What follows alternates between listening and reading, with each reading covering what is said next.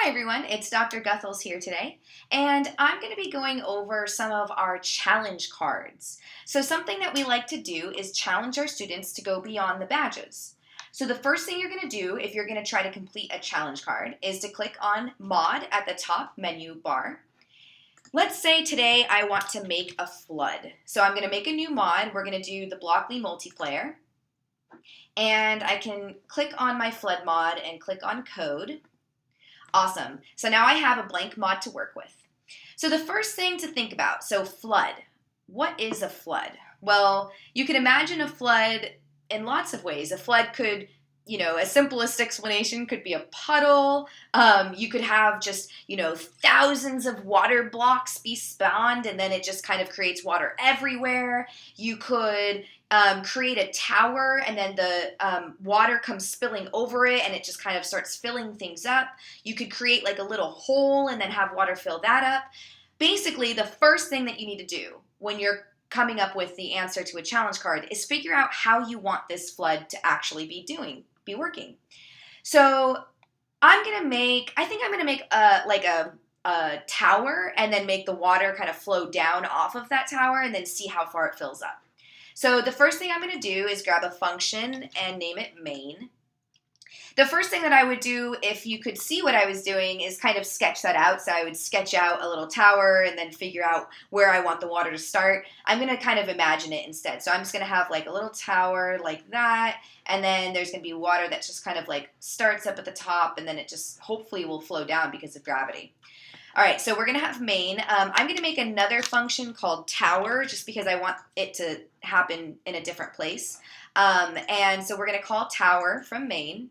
The first thing that we're definitely going to need is a drone. So let's create a new variable D, and it's going to be a drone.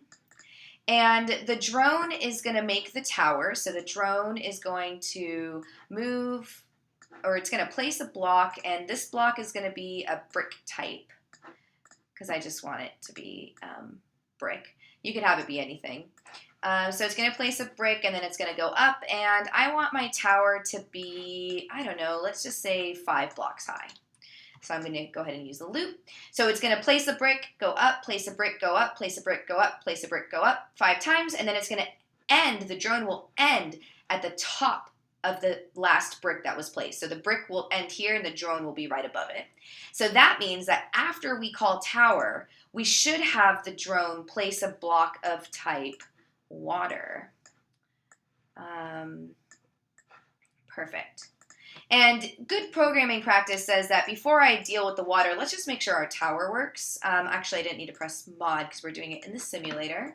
So let's press M. Oh, and it made our brick tower. Perfect. Awesome. So let's add in our water and test it in the simulator. Let's come over here. All right. Awesome. So this kind of creates a waterfall. But then, as you can see, water will continuously flow, and now it's like filling up this little circle here, or sorry, like ditch over here. It's not really, coming this way that much. So maybe what I want to do is enhance my mod. So maybe first I want to kind of make, like I was saying, like a little pool and then have the water fill up. Or maybe I want to add a lot more water. So maybe I want to kind of do the same thing here where I make a new function and I call it like flood waters, and we similarly want to repeat 5 times, and maybe we want to go I don't know, maybe we want to like move the water back and forth a little bit. So maybe instead we want to place water and then move it left once and then place another water and then move and do that, I don't know, 3 times and then come back to the center. So we'll come right 3 times. And then maybe we want to do that again. So this is where I would definitely start drawing things out. I'm getting pretty complicated here pretty quickly. But, and then maybe we want to go up 1. Basically, I am starting from the top, I go to the left 3 times, come back, go to the right 3 times, come back, and then go up, and then do that again 5 times, so it's going to make a lot more water. And actually, we don't need this guy, right? All right, let's try that. So this should make a lot more water. Hopefully. Didn't seem. Oh, I didn't call floodwaters. So let's call floodwaters. Awesome. All right, so let's make a tower right here. Awesome. So now you can see that there's a lot more water to the sides, whereas that one just has it right above it. This one kind of goes off to the sides. And so that made a lot more water, and it's starting to fill up this little ditch over here. And you don't need to have the tower, so we could just call floodwaters instead, and then that wouldn't make a tower. That would instead just kind of make a flood. So let's do it over here in this little ditch. There we go. So it fills up a lot of water there. And maybe we want to call floodwaters a bunch of times. I don't know. You can start experimenting with this, though. Basically, to make a flood, first you have to think about what flood means to you, and then you just start coding and playing around with it until you get the effect that you want.